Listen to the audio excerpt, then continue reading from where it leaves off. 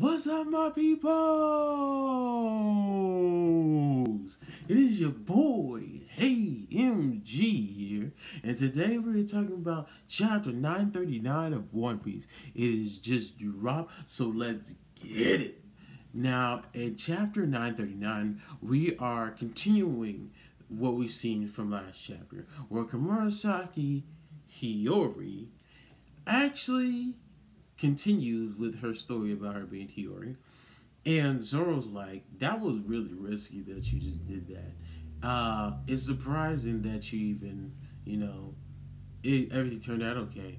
And I'm pretty sure Zoro, he was like, why would you even tell me this? Like, that's really stupid.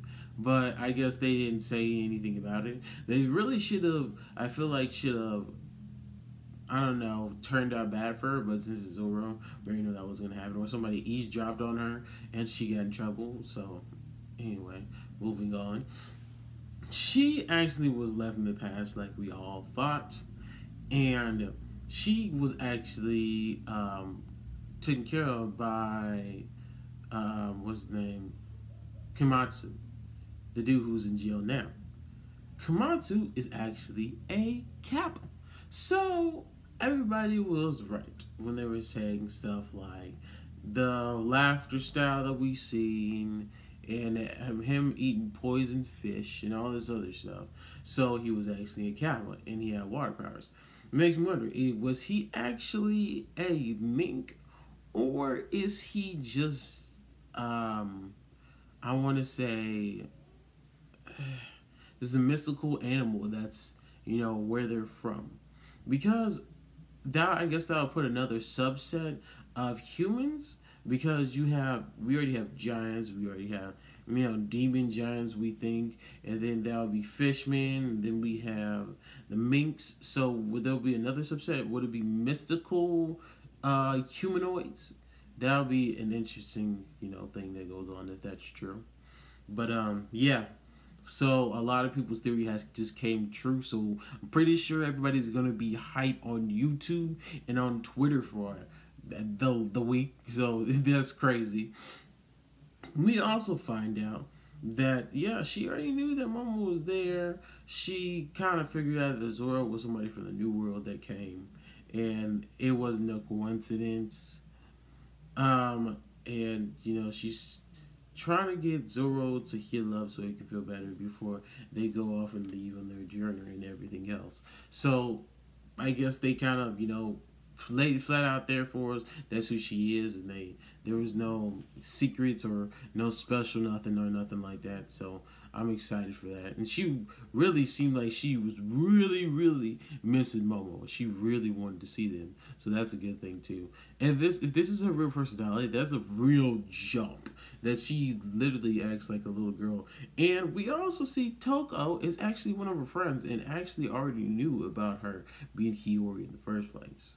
Which I guess you would have a girl around the same age that actually be your friend for real. So interesting as well. Oh, well, she's not her actual age because she grew up, actually in Wano. So that's interesting.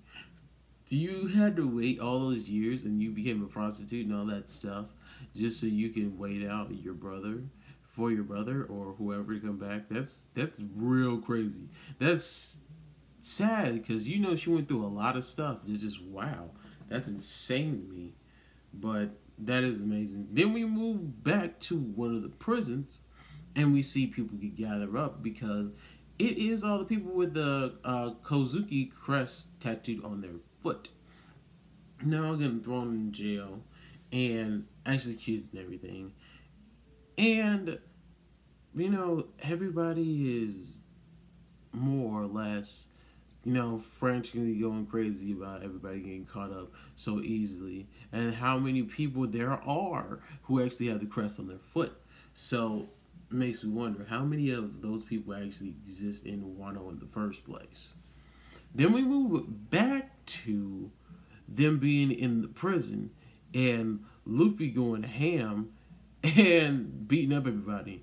And we see Komatsu and he's like, yo, I want a sumo wrestler too. And it's like, really?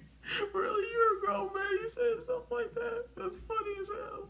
I want to sumo wrestler too. And we see that the llama human that was getting to the fights, who's spitting all over Luffy, is actually fighting Luffy now.